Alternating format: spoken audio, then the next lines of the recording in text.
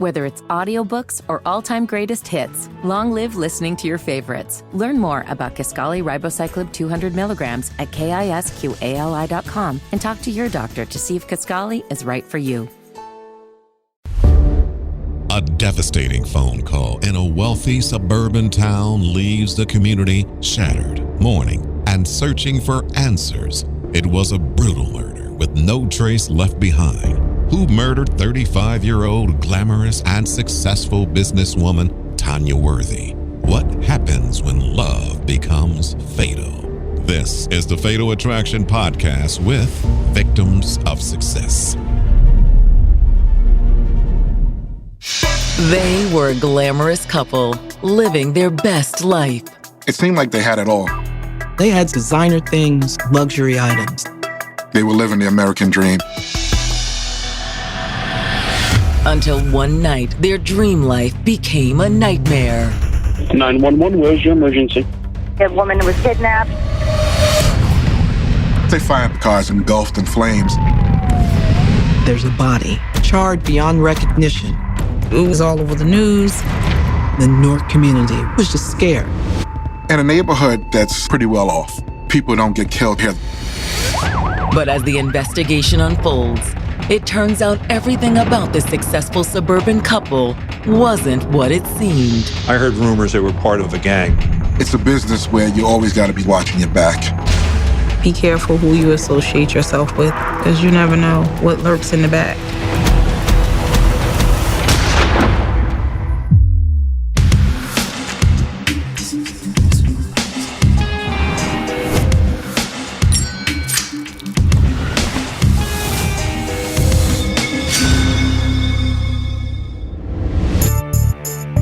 October 28th, 2008.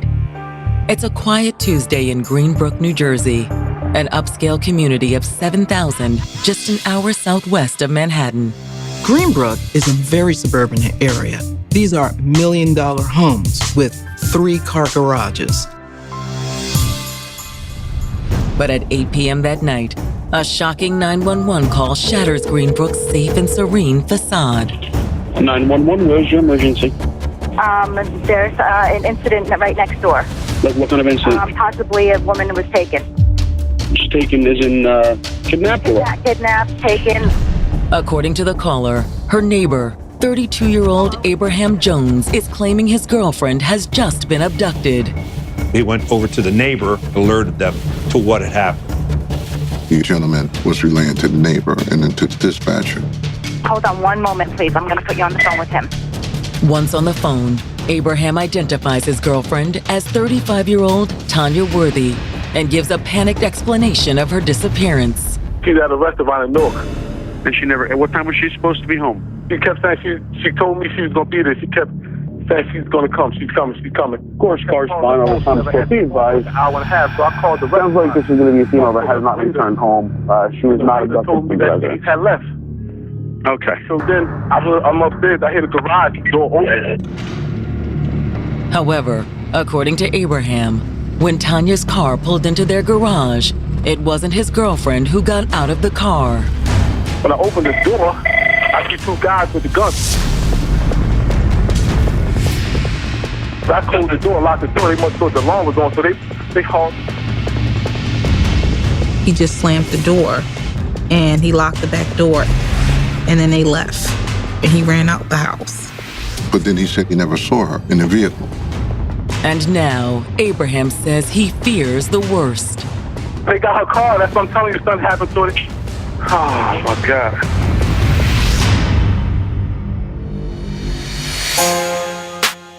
At just 35 years old, Tanya Worthy was proud of all that she had achieved.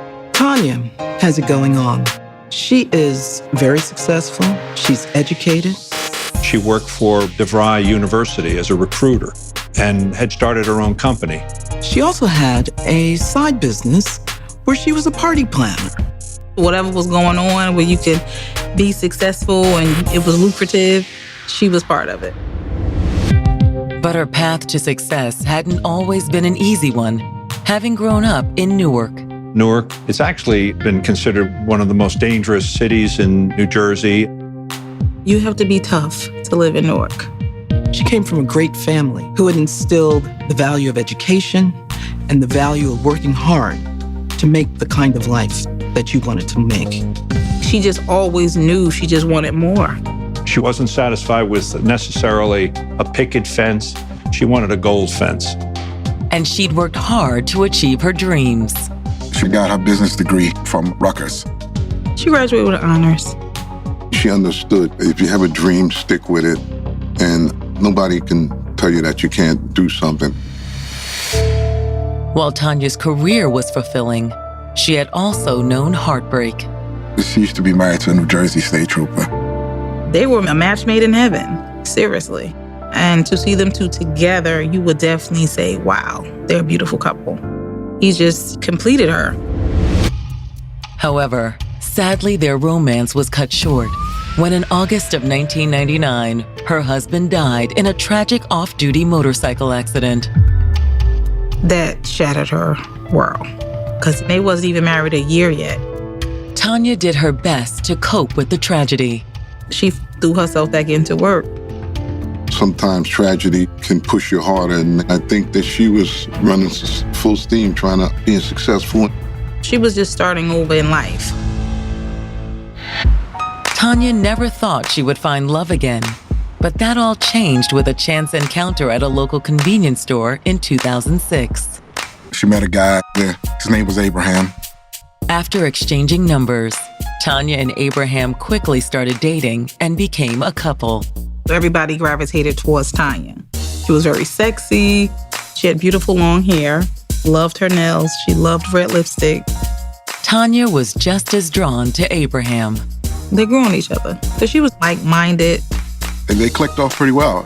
Things got pretty serious. But he was a little younger. He was a nice young man. You know, he was living his life, and he was popular in the surrounding area. And like Tanya, he also had a drive to succeed. He was into real estate. They were in business together. They bought properties throughout the surrounding area. With their careers booming, Tanya and Abraham bought a new house for themselves in the winter of 2007, just outside of Newark in the suburban community of Greenbrook. Tanya and Abraham had it all. They had the big house, luxury cars, the nice clothes. They'd built a life most people would envy. Now, barely a year after the couple moved into their dream home, Abraham has called 911 to report an unimaginable crime. They was in her car. They got her car. That's what I'm telling you. Something had to happen, so they have her car. Abraham was telling police dispatch that there were two men, that they were armed. They came to his house and Tanya's car. They came to your house here? Came all the way to my house, yes. But, according to Abraham, they didn't get inside. I just shut the door real fast, and I locked the door. Abraham tells the dispatcher after he was safely inside, the men fled, and one of them left in Tanya's car. Okay, do you have any idea who may have taken her? I don't know it. Oh, my God. Greenbrook police respond immediately to the 911 call. In Greenbrook, just like any other suburban area, kidnappings aren't common. It's one of those things that kind of shakes the neighborhood.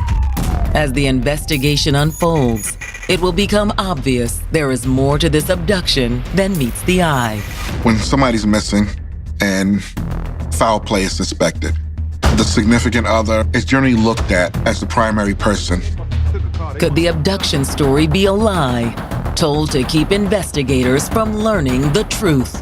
Homicide detectives are looking keenly at Abraham. More secrets are revealed once we return with more Fatal Attraction.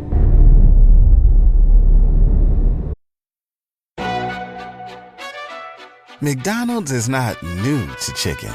So maybe stop questioning their chicken cred and get your hands on the McCrispy.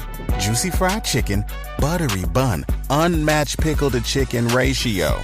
Yeah, they know what they're doing. In fact, we can honestly say they're not new to chicken. They're true to chicken. The McCrispy. Only at McDonald's. Ba-da-ba-ba-ba. Life is so much more than a diagnosis. It's about sharing time with those you love. hanging with friends who lift you up, and experiencing all those moments that bring you joy. All hits, no skips. Learn more about Kisqali Ribociclib 200 milligrams at KISQALI.com and talk to your doctor to see if Kisqali is right for you. So long live singing to the oldies, jamming out to something new, and everything in between. After the tragic death of her husband, 35-year-old Tanya Worthy found happiness again with 32-year-old real estate entrepreneur Abraham Jones. They complimented each other. He grew from being with her, and I think she also grew from being with him. But on the evening of October 28th, Abraham calls 911 from his neighbor's home to report that a pair of armed men had abducted Tanya. How many men were there? I think it was 2. All right, Cars, further information. The male believes that his female was abducted by somebody in Newark. A couple of armed men, armed with handguns, came up to his house. They came down and opened the garage door, seen the armed men, and they ran back into the car, getting the direction of travel now. As officers race to the scene, dispatchers also advise police to issue a be on the lookout for Tanya's vehicle. Their primary objective at that point is Tanya's safety. We have a person that's missing, and we need to find her to make sure she's still alive and she's unharmed. The search for Tanya and her car is already underway when officers arrive at her suburban home, where they find Abraham waiting outside. And you could hear the panic in his voice, frantically trying to relay this information, that they took her. Once he's composed himself, Abraham tells officers he'd last spoken to Tanya about 3 hours earlier. The statement that Abraham gave to police was that he spoke to her around 5 o'clock in the evening, right around the time before she left work to pick up food. And he realized that the time had got so far away, like it doesn't take this long to get food to go and come on in. So he began to call her and wasn't getting an answer. Abraham says that as his calls continued to go unanswered, he became increasingly worried. So he started worrying in that moment. The anxiety is rising because this isn't normal for Tanya. But if the phone rings, she's picking up. Then it started going straight to voicemail. Then he called the actual restaurant to see if she was there. According to Abraham, he was told Tanya had ordered the food, stepped outside, and never came back. He would be thinking, well, what's going on? And then when he hears the garage door open, finally she's home. After waiting for Tanya for so long and not having any contact with her, he hears the car pull up. He's excited. He's not only hungry, but he's relieved that she's finally home.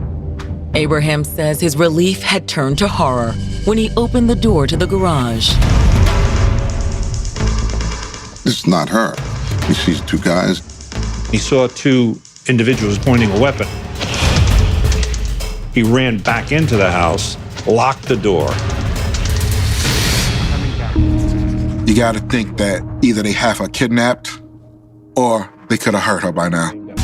Or maybe he just made up a whole story. Either way, I think we were still in fear. They took a car. They must have done something. Do you happen to know of anybody who might wanted to hurt Tanya? No, nobody. Did you recognize either of the guys? No, sir. Did you get a good look at them? No, it happened too fast. Tanya didn't have any enemies. There was no one out there who would wanted to harm her, hurt her. Like, she was a loving person. Anyone who came in company with her, they loved her. She's a prominent member of the community. If the kidnapping story was true, could Tanya have been a victim of her own success? Tanya wasn't afraid to use the money. She loved nice cars, nice clothes. She bought a big, expensive house. So she lived it up. Was it possible that Tanya had been robbed at gunpoint and the assailants decided to raid her home for an even bigger haul? When questioned about the identity of the suspects, Abraham says it all happened too fast for him to get a good look. Abraham didn't recognize the individuals. They were wearing hoodies. When detectives and CSIs arrive, they immediately look over the garage. They take a lot of pictures. They check the scene out for any evidence that may be around the surrounding area. They cordon off the area so that other people can't interfere with the crime scene. But despite their best efforts, they're unable to generate any leads. But we had no physical evidence at the scene.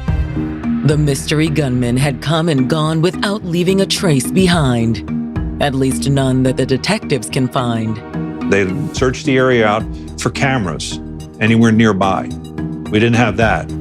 Detectives also speak to the neighbor who initially called 911. Did it strike you as odd that he didn't call 911 himself? It did. But it was happening so fast, there was no time. He needed help right away. And you didn't see or hear anything prior to that? Nothing. She too is frantic and wondering what is indeed going on.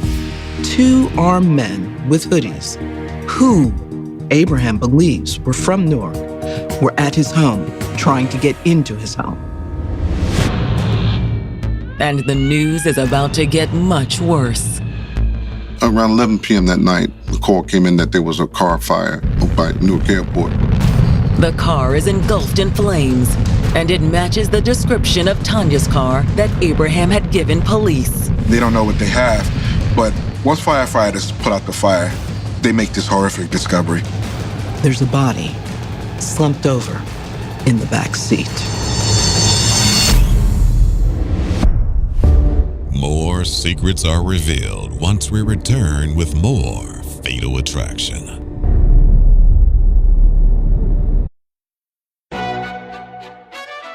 McDonald's is not new to chicken.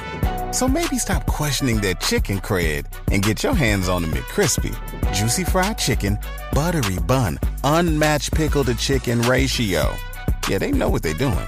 In fact, we can honestly say they're not new to chicken, they're true to chicken. The McCrispy.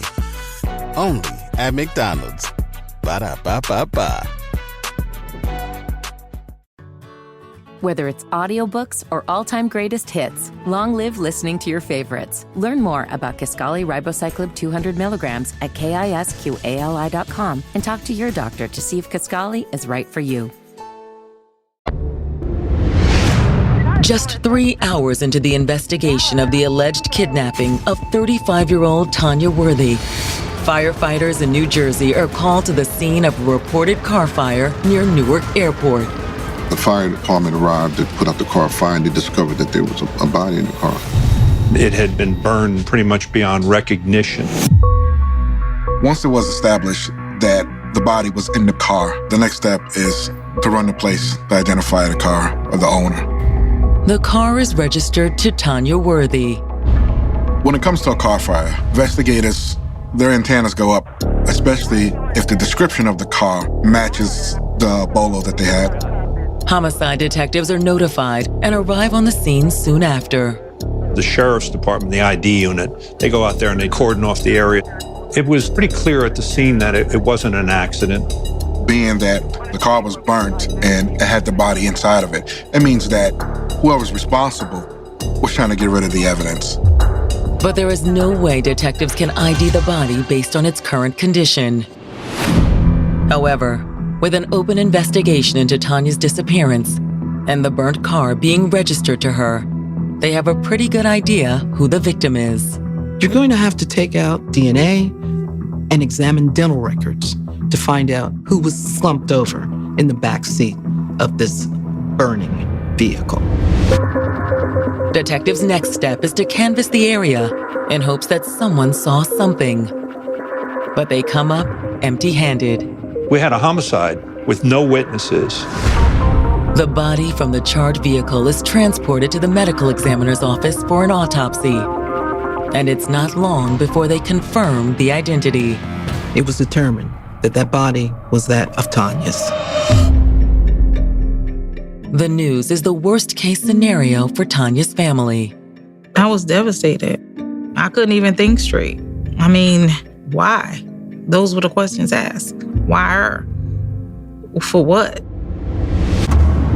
While the family wants answers, detectives have plenty of questions of their own that may help solve Tanya's murder. Mainly, when and how did Tanya die? There wasn't any smoke in her lungs. She was actually dead at the time of the fire. She was shot 3 times in the upper torso.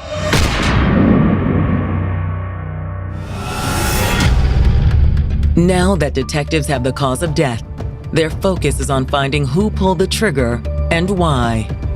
Their best hope is to re-interview the man who nearly fell victim himself, Tanya's boyfriend, Abraham Jones. Abraham was the only one that seen the assailants. It's almost dawn by the time homicide detectives sit down with Abraham for a formal statement. Can someone tell me what's going on? We found Tanya's car near the airport. The vehicle was on fire and her body was inside. The news that Tanya has been brutally murdered hits Abraham hard. He was frantic, and you could hear it in his voice when he was speaking to the police.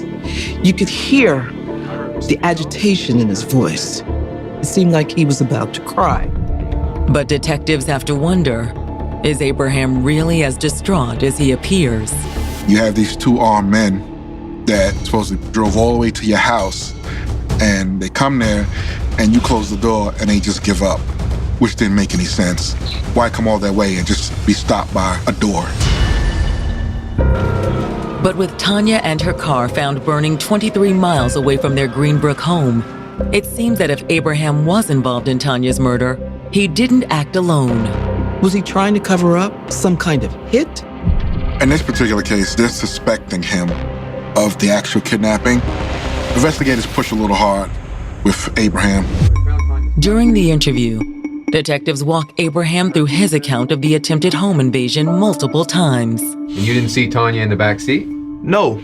Once I seen that gun, I ran inside and slammed the door. And you didn't call 911 once you were locked in the house? I heard him speed off, and I just panicked. Detectives' biggest question is why Abraham didn't call police from his own home. They're curious about why he decided to leave his home and make the 911 call from a neighbor's home. Most people call 911 right from the house. Was Abraham purposefully bringing in a witness in hopes of adding credibility to his story? He insists that's not the case. I don't know what to tell you. I just know I needed help. It's retreat mode, He's got to worry about his safety. However, there is a lot about Abraham's story that detectives aren't buying. A homicide, usually the person is targeted. That's not random when a person's killed like that. So it makes you question what else is going on. Pressed even harder by detectives, Abraham comes clean. Something I should have told you before. He admits he's on bail, currently awaiting sentencing on federal drug charges. There may be more to this case than detectives can imagine. More secrets are revealed once we return with more Fatal Attraction.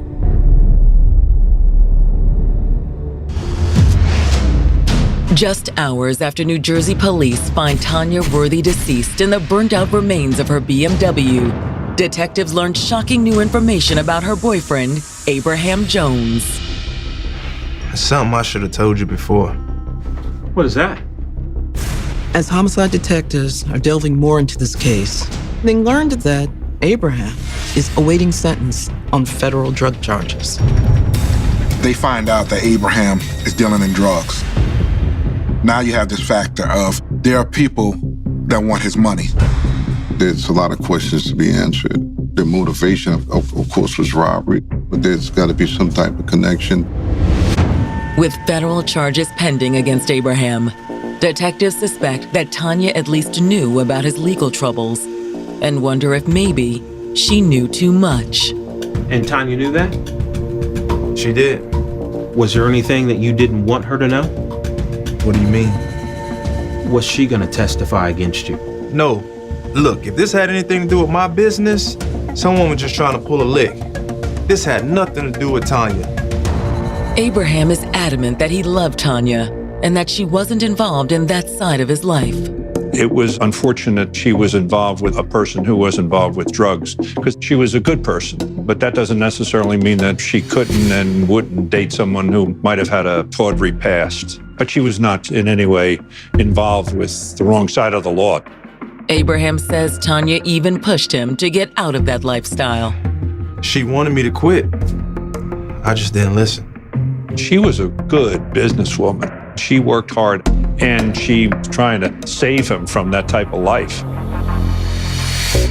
Detectives now have to answer the question, had Abraham's business led to Tanya's death?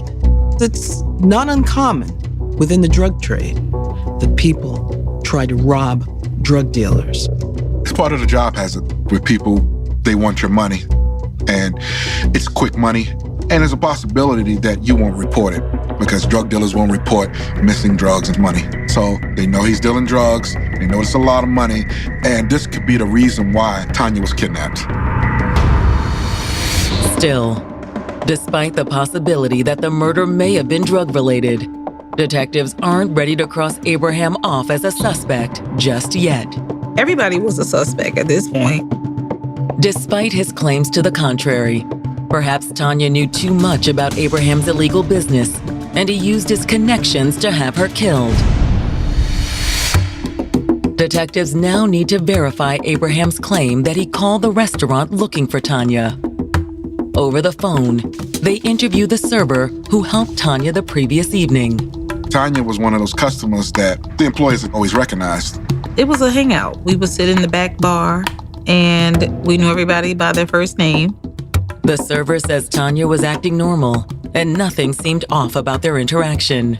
But she does give detectives one critical piece of information.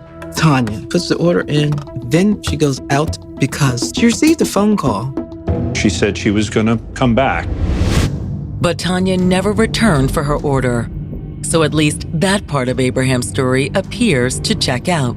The police want to know who's the last person that she was talking to, was the last call. Next, detectives subpoena Tanya's phone records. They want to be looking at who's the last person that she was in communication with. The last known phone call she made could lead detectives to her killer, or at the very least, reveal something that they don't know. While waiting for the records, detectives sit down with the family that afternoon. They're still struggling to understand how this could have happened to Tanya. A lot of people had a lot of great things to say about Tanya. Her minister, her co-workers, her family. She was well loved within that community. However, if they had to name a suspect, there's only one person that comes to mind. I think in that moment, we were like, it was her boyfriend. We was thinking maybe he was into something. The family was well aware of Abraham's legal troubles. Her new boyfriend was a challenge. It's a bit ironic that she was married to a New Jersey state trooper, and then from there, she's involved with a guy who deals drugs. Detectives suspect Abraham's past put Tanya in the crosshairs of his illegal business. And less than 48 hours into the investigation, they will get a tip suggesting they are on the right track. Homicide. We received a call that Tanya Worthy's pocketbook, which was not at the scene, was given to a woman who was not involved in this homicide. The woman received it as a gift from an individual by the name of Rashawn Bond. Rashawn had a long rap sheet. This guy is indeed a drug dealer. With Rashawn's drug affiliations, detectives suspect he's somehow connected to Abraham. Was it one of his rivals or something like that? Was he hired by Abraham to take out Tanya?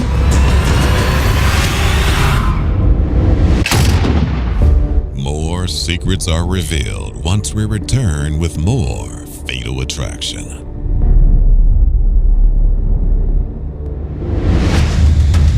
Less than 48 hours after police find Tanya Worthy's dead body in the charred remains of her BMW, detectives investigating her murder have just identified a person of interest.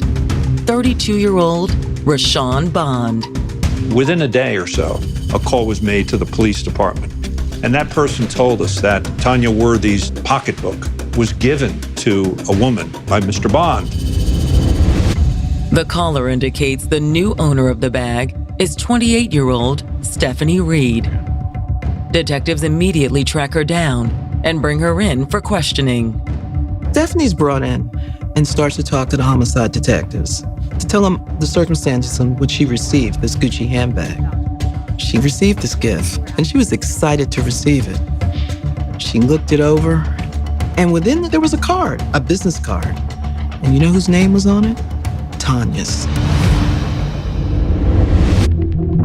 Now, this case was being broadcast on all of the channels. It was a bad case, so they recognized the name, that it was a woman that was abducted and murdered. They were wondering how on earth did Rashawn come in possession of what appeared to be Tanya's Gucci bag.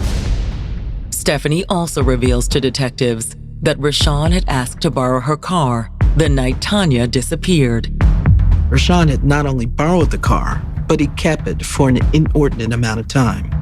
Now that raises antennas. Tanya's car fire had been called in around 11 p.m., just an hour before Stephanie says Rashawn returned with her car. She was really upset about the fact that he kept her car so long. He gave her this Gucci purse to smooth things over, and she was cool with it until she discovered Tanya's card in it. Could Rashawn be the missing link that detectives need to zero in on Tanya's killer? Every homicide, you hope for a break. We got it. And when detectives received Tanya's phone records later that afternoon, it looks like their big break has panned out. Lo and behold, on the day that Tanya went missing, there were multiple phone calls between Rashawn and Tanya. Once investigators learned that Rashawn was the one that talked to Tanya around the time she was last seen, they feel like they're on the right track. However, that phone call at the restaurant isn't all Tanya's records reveal. Investigators learned that there's been some type of relationship between Rashawn and Tanya. In fact, there were multiple calls between the two in the weeks prior to her death. They're trying to understand exactly what the relationship was. Detectives also look for any connection between Rashawn and Tanya's drug dealer boyfriend, Abraham Jones. Was he hired by Abraham to take out Tanya? Was Rashawn Bond part of Abraham's network? Maybe he co-conspired with Rashawn, who knows? So they're looking to see if there's any relation there. Rashawn's phone calls to Tanya give detectives an opening to find out. That gave us the probable cause to get the search warrant of Mr. Bond's phone calls. Detectives wade through dozens and dozens of calls and texts, but none of them can be traced to Abraham. He had no contact with Rashawn. Detectives run Rashawn Bond's name through their database and find a possible connection. They run his rap sheet and they realize he could have been affiliated with the Bloods gang or even the Southside Cartel. There are gangs in Newark, especially I think they have a strong presence of the Bloods. To find out what the connection is between Rashawn and Abraham, they decide to bring Rashawn in for questioning. Need some information from you, Rashawn. How can I help? In the interrogation room, they expect him to deny any involvement. But once they mention Tanya Worthy, Rashawn changes his tone. We know you were the last person to talk to Tanya before she got kidnapped. I never meant for her to get hurt. He wanted to let homicide investigators know that he had nothing to do with pulling the trigger. And he was eager to let him know that he loved Tanya, that they were involved in some kind of affair. Rashawn claims that he'd met Tanya in August, almost 3 months before the murder, and they quickly began a relationship. Rashawn developed feelings and started thinking maybe he was in love. Rashawn says that as his affair with Tanya heated up, people started to notice, including one of his friends, Jamel Lewis. Jamel and Rashawn, they knew each other from Newark. Jamel Lewis was also a well-known drug dealer. He kept pressing me about wanting to pull a lick on Abraham. I thought he was kidding, but he just kept coming at me about it. According to Rashawn, not only did Jamel know Abraham Jones, he also knew Tanya was living with Abraham. Once Jamel found out Rashawn knew Tanya, he saw an opportunity. He thought this guy, he keeps money in the house. Abraham had large sums of money in the home, tens of thousands of dollars. So they decided, hey, let's set Tanya up and let's just go to the house and take the money. But Rashawn is trying to convince homicide detectives that he never wanted anything to happen to Tanya. Rashawn says it was all Jamel's idea. Rashawn was trying to say he wanted nothing to do with it. But Rashawn also tells detectives he didn't have a choice. I had feelings for her, but he just wouldn't let it go. He said it'd be bad for me if I didn't help. Help set Tanya up? Yeah. Rashawn tried to claim that he was being forced into this. He just tells him he had threatened to kill him. So you called her and asked her to come over? Yeah. Then what happened? More secrets are revealed once we return with more Fatal Attraction.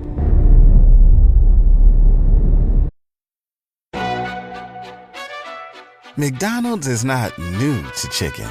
So maybe stop questioning their chicken cred and get your hands on the McCrispy. Juicy fried chicken, buttery bun, unmatched pickle to chicken ratio. Yeah, they know what they're doing. In fact, we can honestly say they're not new to chicken, they're true to chicken. The McCrispy. Only at McDonald's. Ba-da-ba-ba-ba. Life is so much more than a diagnosis. It's about sharing time with those you love, hanging with friends who lift you up, and experiencing all those moments that bring you joy. All hits, no skips. Learn more about Kisqali Ribociclib 200 milligrams at KISQALI.com and talk to your doctor to see if Kisqali is right for you. So long live singing to the oldies, jamming out to something new, and everything in between. After the brutal murder of 35-year-old Tanya Worthy, detectives have their main suspect, 32-year-old Rashawn Bond, in for questioning. Bond did indicate that he had an intimate relationship with Tanya. Rashawn tells investigators that his friend Jamel Lewis knew about the affair and knew of Tanya's boyfriend, so he hatched a plan to rob him for some quick cash. They come with this idea, well, we should rob him. So kidnapping her and going to the house. He really didn't want to do this, but Jamel Lewis threatened his life. On the evening of October 28th, 2008, Rashawn says that they put Jamel's plan into motion. Call her up, man. Just wait. Man, just do it. Damn. Rashawn called Tanya. He got Tanya to come to his apartment. Hey, what you doing? Just picking up some food. What's going on? Rashawn says when he called Tanya, she was at a restaurant picking up food for herself and Abraham, but he convinced her to come over. Okay, I'm on my way. And that after they hung up, she drove to his apartment. Rashawn lured Tanya to his apartment. Then minutes after she arrived, Jamel rushed in behind them and took Tanya hostage at gunpoint. Oh my God, Rashawn, what's happening? Shut up!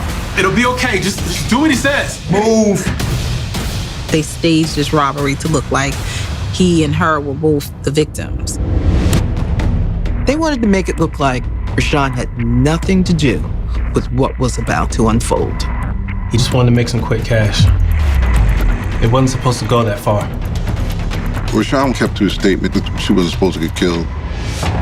Rashawn says that next, Jamel forced Tanya out of the apartment and back into her car, then sped off. After they'd left, Rashawn says he grabbed Tanya's purse that she'd left behind and then made the drive to her house in the car he borrowed from Stephanie Reed. Rashawn says he made several calls to Jamel during his drive to Tanya's house, trying to convince him to not go through with his plan. He was trying to tell him not to do it. But if that was true, why did he follow Jamel to her house? He's the getaway guy. He borrowed Stephanie's car to rendezvous somewhere out of the airport. Rashawn says when he arrived at Tanya's house, he parked by the road and followed Jamel into the garage on foot while Tanya was tied up in the back seat. They just wanted to set her up, take Abraham's money, and leave. But things went really wrong that night. When was Tanya killed? I don't know. I didn't see it. She was alive when he took her from my apartment. I never saw her again. Rashawn claims he never witnessed Jamel shoot Tanya or burn her vehicle.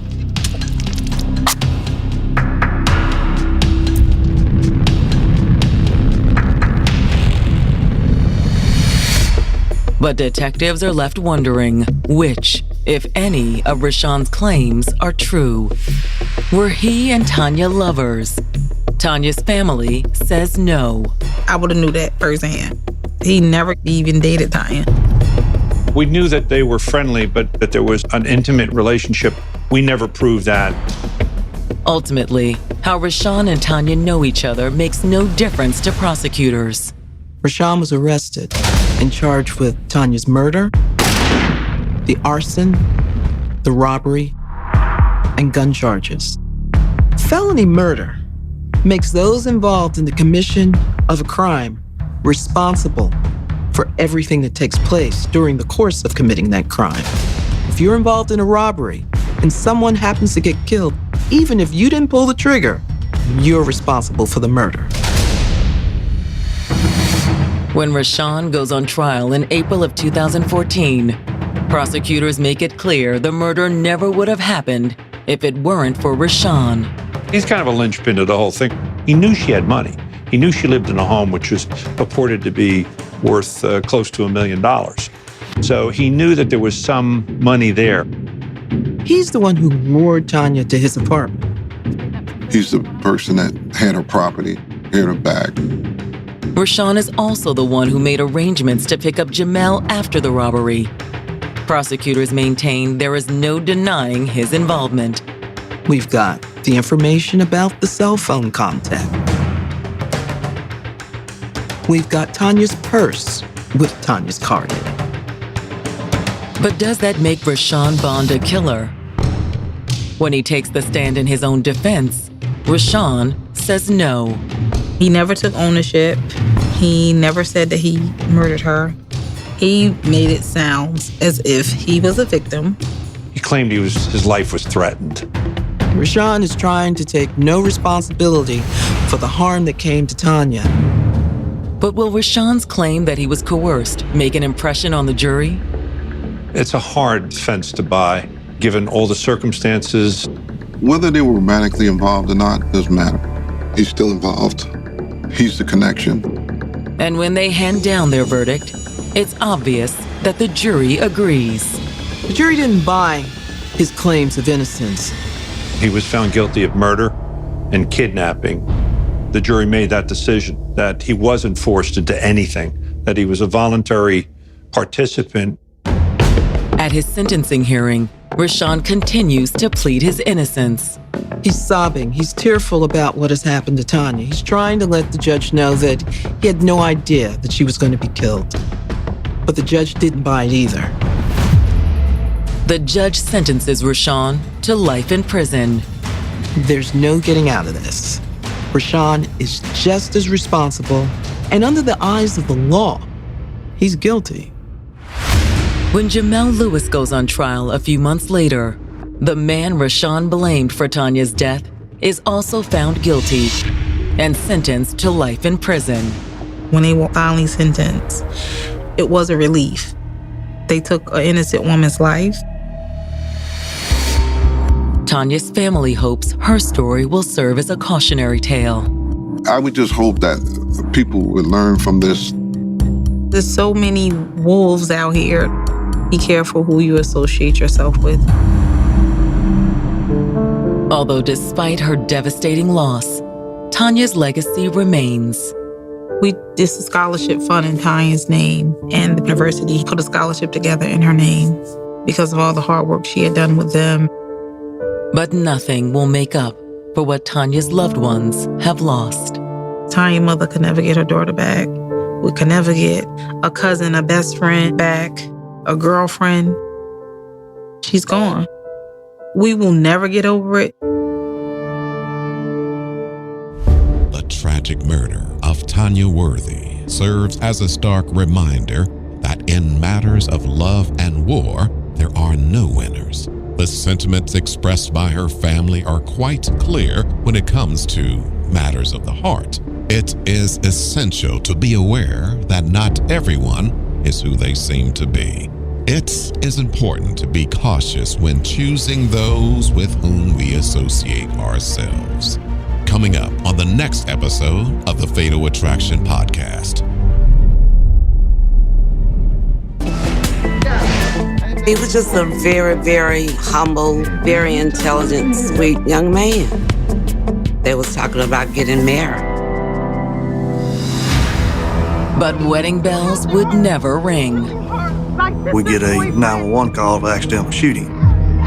It was hysteria. There was screaming. There was confusion on the line. They said he was hunting. Was it simply a tragic accident? How do you accidentally shoot yourself in the chest? I knew something wasn't right. The story just didn't add up. An alarming call leads to tragedy, mystery, and mayhem. What happened to that fatal night? Was it an accident or a homicide? From love to murder. What happened to 21-year-old mechanic, avid hunter, and beloved son Daniel Young? What happens when love becomes fatal? Tune in to the next episode of the Fatal Attraction Podcast. We will see you in the next episode.